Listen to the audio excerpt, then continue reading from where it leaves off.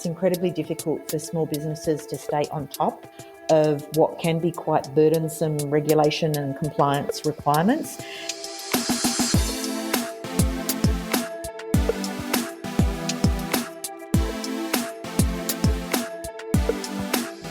Welcome to the Business Behind Your Business, conversations to help your business grow and thrive. Hi, I'm Paul Sweeney, founder of Pretium Solutions, Chartered Accountants and Certified Business Advisors, hosting the Business Behind Your Business.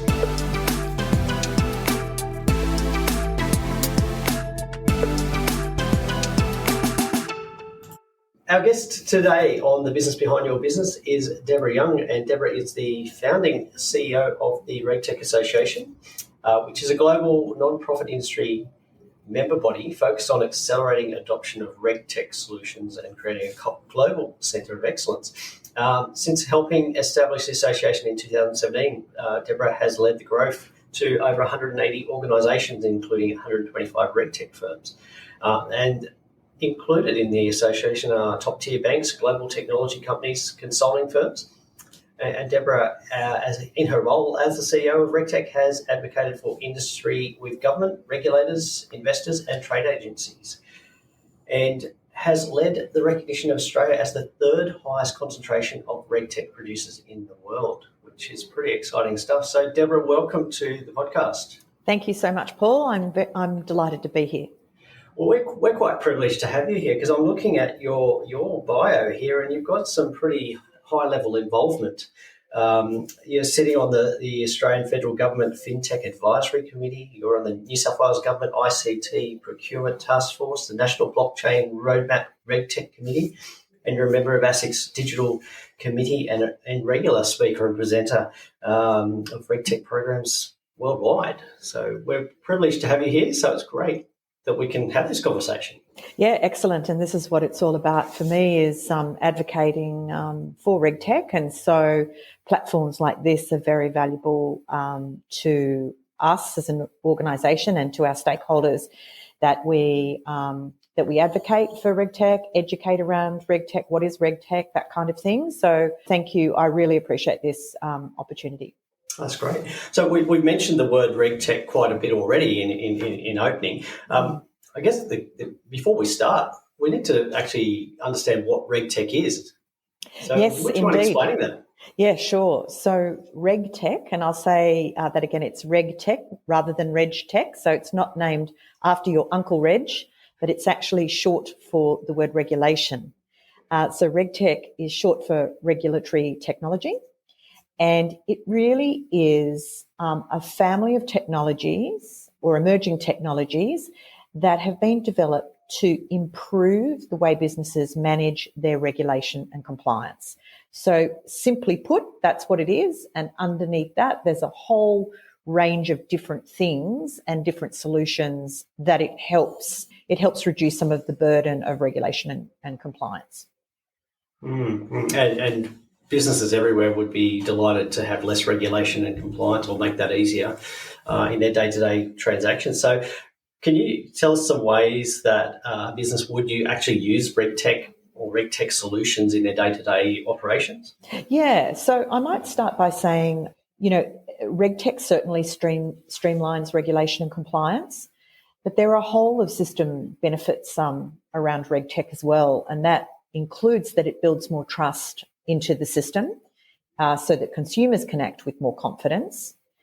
People working within businesses have more powerful tools to surface and manage risks.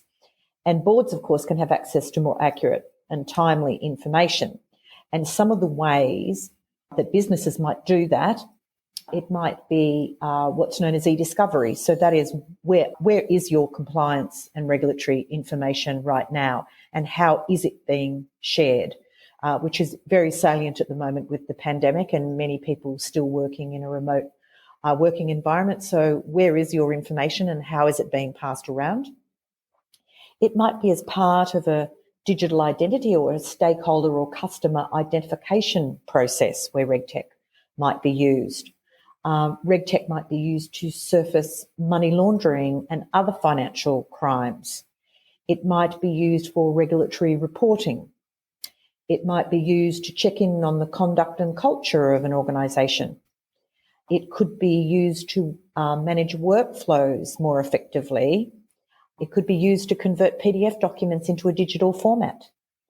It could be used to safeguard and secure data and other valuable information. It could also be used to analyse voice recordings, so very handy for things like call centres. It might be used to manage and monitor staff compliance if you're part of a mandatory licensing regime. Now, obviously, this doesn't come as all part of one solution. That's a whole myriad of solutions that are commonly part of the RegTech family, and I've probably missed a few out, but it is a very broad range of solutions that make up the RegTech family. And it's quite topical at the moment, as you mentioned, with the working from home and the COVID. So, like the questions that you raise are like, where is your data and who's got control of it and how is it being handled? But even that whole idea of how do we transact with our regulations, our licensing bodies, even just applying for trade licenses is a bit of a nightmare. And I know that in the recent budget, the government earmarked a large amount of spending to improve our digital transaction experience. So would that, are we going to see any benefit of that in terms of how we transact with particularly government agencies? Yes, I think that's a great question. And I've spent quite a lot of time over the last 12 months working on our relationships with government. So I think it is fair to say the government at all levels, that's state and federal, are alive to RegTech very much so at the moment. I think 12 months ago it was they were still struggling probably a little bit with what to do with it as it was nested under fintech for ease. But we've very much been speaking on a platform to say that RegTech can not only benefit fintech, but it can benefit any regulated industry vertical. And so this is why the government right now are very interested in RegTech, because this can not only benefit the financial system, but also any other regulated industry. And of course, there are many, such as agriculture, healthcare, telco, energy, anything that has a regulated anything that is a regulated industry will have some kind of a requirement for RegTech. And so I think the government certainly have seen the benefits, not only from a policy making perspective and also about driving Australian jobs and exports, but also how government can benefit from RegTech within their own processes to actually streamline their own processes and make things much more efficient as they seek to reduce red tape and things like that. So I think government's certainly high on our agenda right now from government as a buyer, but also government as a policymaker and as an influencer. Mm-hmm. So just interestingly, when you describe the government as a buyer, does that mean that there's opportunities for businesses to develop products to sell as part of this regulation environment? Yes, absolutely. And in fact, as part of the last budget announcement, there was an $11.4 million amount of funding that has gone into a program called BRE, which stands for Business Research Innovation. I've forgotten what the last I stands for, but what that is actually a program that the government are running to basically ask RegTech companies to step forward across a range of different industries and actually provide solutions to particular government challenges. And so that's across 4 different areas of industry, so not just financial services, but other areas as well. One of those, for example, is asbestos. So they're very much looking at how they can become a buyer, and it's very heartening to see that they've got such a program in place, and I'm hoping that there'll be follow-on programs from that in the future. So we've got the government as a buyer and perhaps our small and medium business owners as suppliers to that market. So what can you sort of unpack a bit more the role of the RegTech Association in this process? Yeah, so so you said it actually in your introductory remarks. So basically, our association is committed to accelerating the adoption of RegTech. So what that means is that we play a very important role in helping all parts of our ecosystem to collaborate more easily. which was really why the association was formed in the first place, because there was a fairly big dysfunction happening. It was very hard for software vendors to get the attention of the various financial institutions who were the main customer base to begin with. Very difficult to speak to the right people about the right things who had the right appetite and budget. And so what we've effectively done is created a community, and we've been able to make the voice a bit louder and make the voice a bit more focused. And we've been able to do that in a very non-sales environment. We've been very focused on problem statements. So that is going to the problems that the industry are experiencing. And then we've been able to create programs that bring regulators, that bring the vendors, that bring the regulated entities themselves, or the buyers, if you like, along on the journey, and to look at the opportunity in a very safe place. And so this is one of the ways that we can accelerate adoption by amplifying the voice and bringing everybody together. We run an education program as well. On my earlier comments, I've said that education right now is very important. So education and advocacy. We're also looking at expanding into new markets. And so that you could read that as export markets, but it also could be just new verticals that could be potential buyers of RegTech that haven't acknowledged RegTech yet as something that could add value to them. So there's quite a lot of opportunity there. And last but not least, what has been slow to date over the last 4 years is capital investment into the industry. And by that, I'm talking about private capital, so things like venture capital. There has been some angel investment, but probably around 60 to 70% of our founders have been backed by their own money. So they've been founder-led and they've been founder-backed. And clearly we are trying to make a transition away from that so we can actually help these companies to grow to some scale. So they're kind of the three things that we do, and we run, a range of different activities and programs, mostly online at the moment because of the pandemic. And we also run an annual conference, and we also have a big awards program that we run, and that will be run, we hope, this year towards the end of the year in a face-to-face way. So in short, it's really about bringing the industry together in bite-sized chunks around things that they really care about. And the programs are very, very well attended right now, and not just Australia, but to a global audience. And to demonstrate that, in 2019, we had 1,000 people attend our programs. And in 2020, we had 5,000 people attend the program. So it's been growing quite significantly, and in particular during the pandemic. Mm-hmm. So that has helped, and I know, having attended a number of those sessions as an observer, there's some amazing stuff being done in that RegTech area. Would it be fair to say that fintech has been the more exciting industry and has had a lot more attention to date? Yes, for sure. I mean, it's been recognised as an industry in its own right for a longer period of time, and obviously financial services is obviously a very traditional and old industry, and the fintech technology has come in to create more competition and to disrupt some of the traditional banking model. And already we're seeing some of the traditional banks actually really doing some fantastic things with some of the fintech technology that they've acquired or onboarded. I think that in a lot of the government strategies, fintech has been around for a lot longer, so that's understandable. I think where RegTech is concerned, most fintechs should have probably a RegTech overlay in their solutions somewhere, so they can actually be a buyer or a user of RegTech as well.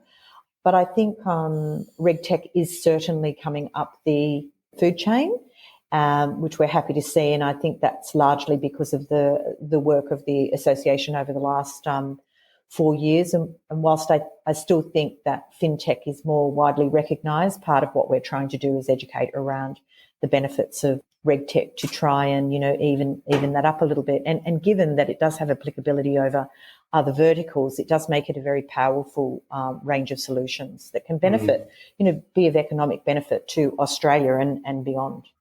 Yeah, yeah, and look, we've already talked about how the budget's flagged investment in that industry and improving that digital experience. So we're getting to see more investment in the RegTech area. But what else is on the horizon for RegTech in Australia?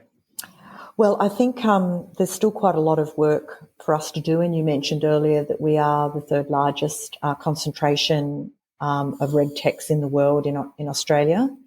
And we're using that positioning to really lead some global conversations.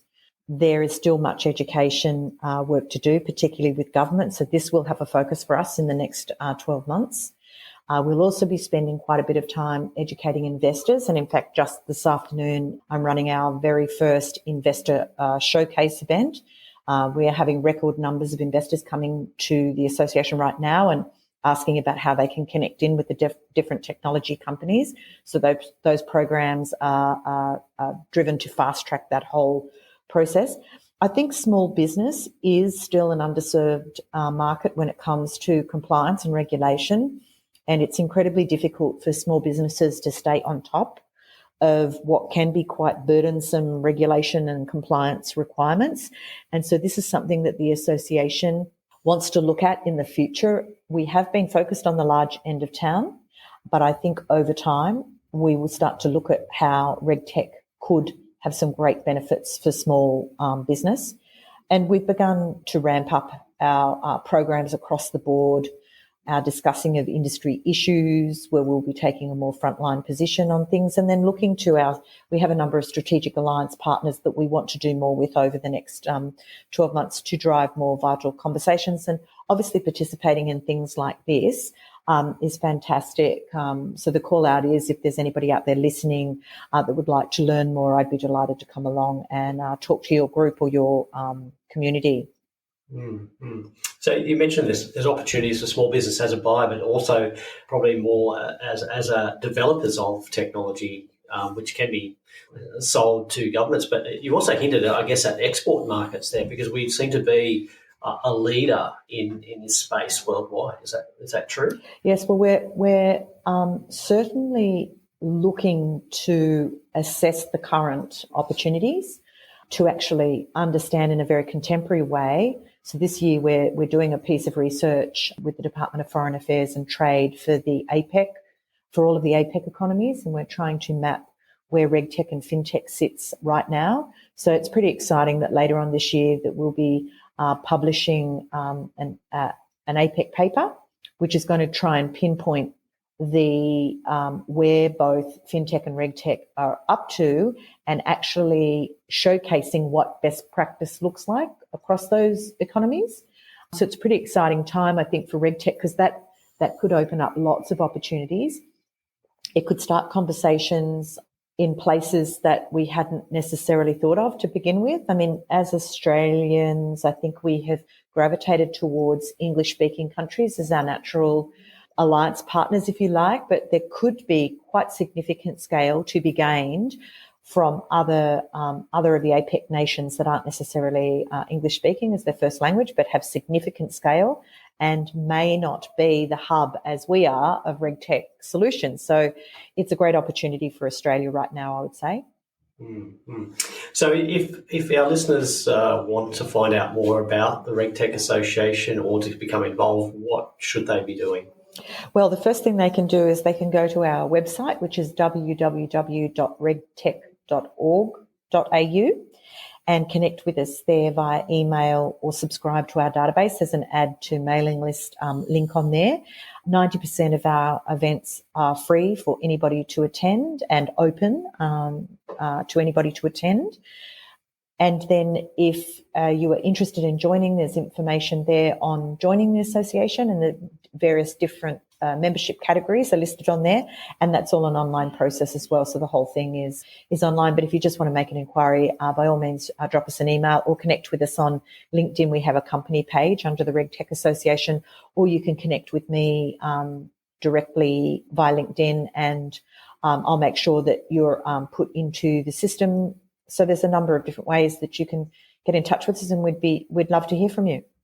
That sounds great. And we'll put links to the website and those social media handles in the show notes for our listeners to follow up on. And yeah, certainly having experienced some of the events that you've been running, and I think it's an exciting time, and there's some amazing stuff being done by some of the members out there. So I encourage people to check it out further, jump online and have a closer look at what RegTech Association is actually doing.